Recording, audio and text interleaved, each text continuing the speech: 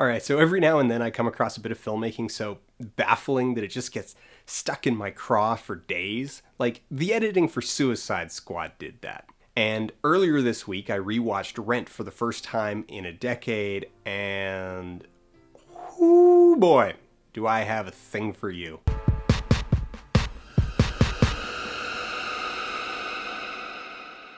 So we're going to acknowledge that all of those criticisms exist and instead focus on one specific scene and the deeply confusing filmmaking choices made in the framing of that scene. Okay, context for the uninitiated.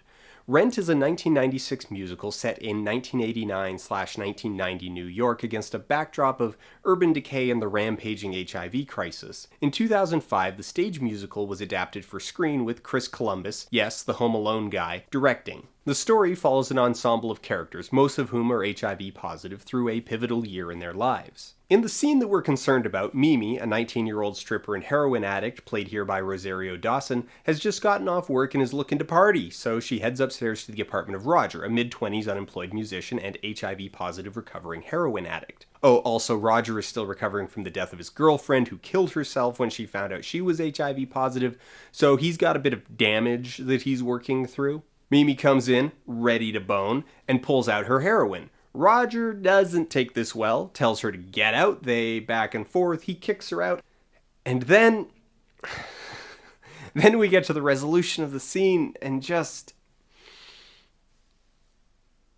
Okay, so in the song that they're singing, Mimi is saying that she's super free and awesome because she lives every day like it's her last 100% in the present, and like she argues that this is totally awesome and the best, so they should totally shoot up and bone. Oh, she's HIV positive too, but we as the audience don't know that yet, and the characters don't know this about each other, and they don't tell each other until later because it's a big reveal thing. Oh. Anyway, she's arguing the hedonist perspective. Embracing indulgent self-destruction is what Roger needs to get out of his existential crisis. Roger's side of the argument is more tempered and, well, a little bit more mature. You're so wise, then tell me, why do you need smack? His point, and the title of the song, Another Day, comes from Roger's admonition that she should prove she actually cares about his personal demons by coming back another day and not bringing heroin this time. He's actually really firm with that one. Leave the heroin behind.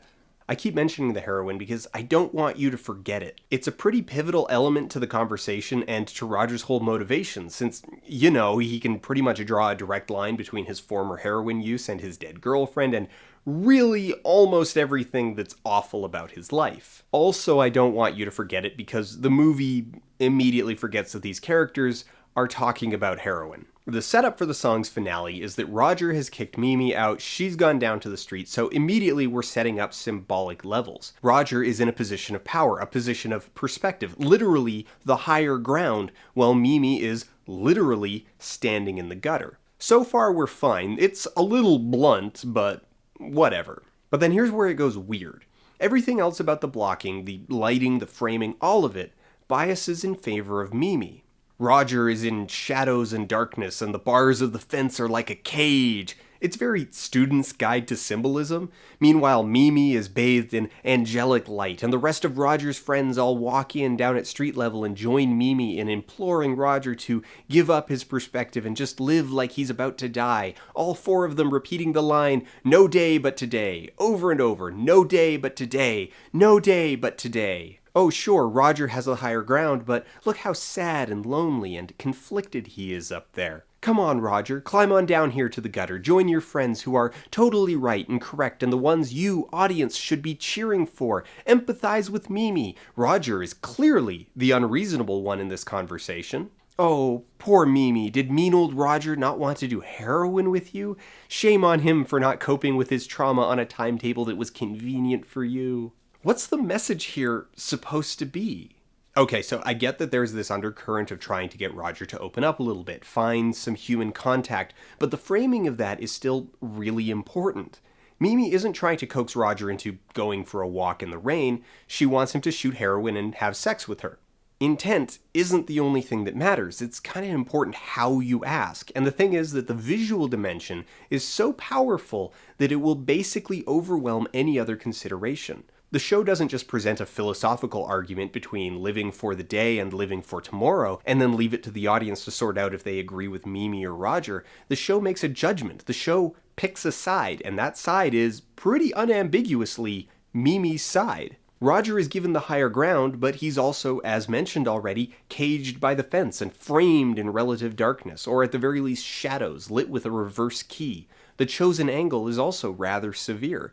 This, combined with the facial acting, places Roger less in a position of power and more in a position of isolation. Mimi, however, is out in the open. The camera is down at personal level. So while Roger's angle reflects Mimi's point of view, that she would be looking up at him, Mimi's angle doesn't reflect Roger's. This isn't a straightforward reverse where we're seeing each character through the other's eyes. Instead, the camera positions us as the audience down on the street with Mimi. The camera is our surrogate in the world of the film, and we are placed with Mimi.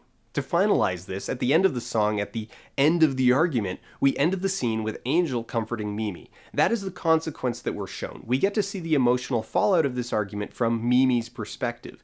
That she's hurt, that she feels rejected, and that Angel, another sympathetic character, comforts her. We are shown this to the exclusion of seeing the impact on Roger. Now, we can probably infer that Roger went back inside and sulked a bit, that this whole thing put a wet towel on his night, but inference is dramatically inferior to being shown, especially when it comes to building resonance in the audience, building empathy, and getting the audience to invest in the emotional state of a character. Stories, movies in particular, are ultimately quite morally simplistic. Unless they go out of their way to build nuance and ambiguity into every aspect of their storytelling, they almost always come out in terms of right and wrong, because the camera introduces so much inherent bias that it's overwhelming, and that's what happens here.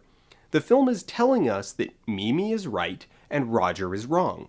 But again, Mimi isn't just talking about coaxing Roger out of his shell. This isn't just about his unwillingness to open up to her emotionally and allow himself to feel vulnerable. It is about those things. That is a part of the message here, but it is more specifically about doing heroin and having sex with her. Dr. Mimi sees his pain, and the cure she's got is sweet, sweet drugs and getting his dick wet. So, yeah, there's that. Rant, I tell ya.